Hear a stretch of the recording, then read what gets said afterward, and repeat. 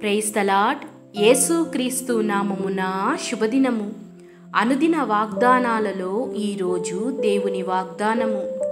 నీతో యుద్ధము చేతురు కాని నిన్ను విడిపించుటకు నేను నీకు తోడయున్నందున వారు నీపైని విజయము పొందచాలరు. ఇదియే యెహోవా వాక్కు. ఇర్మియా గ్రంథము 1:19. సహోదరి సహోదరులారా, యెహోవా శూరుని వలె బయలుదేరును, యోధుని వలె ఆయన తన ఆసక్తి రేపుకొనును.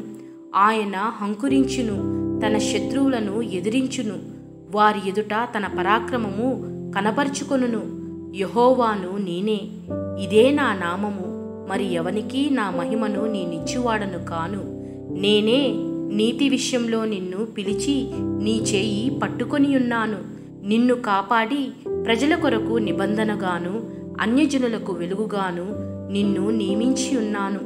నన్ను ప్రేమించిన అబ్రహాము సంతానమా, భయపడకుము, నేను నీ దేవుడనై ఉన్నాను.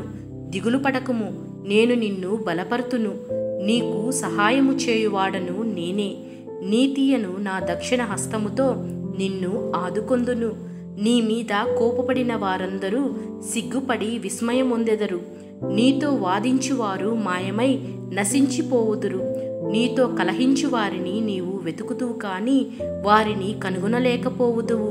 నీతో యుద్ధము చేయువారు మాయమైపోవుదురు, అభావులగుదురు. నీ దేవుడనైన యెహోవానగు నేను. భయపడకుము, నేను నీకు సహాయము చేసేదనని చెప్పుచు నీ కుడి చేతిని పట్టుకొనుచున్నానని మన ప్రభువు సెలవిచ్చుచున్నాడు. కాబట్టి నీవు నడుము కట్టుకొని వారి ఎదుట భయపడకుండుము.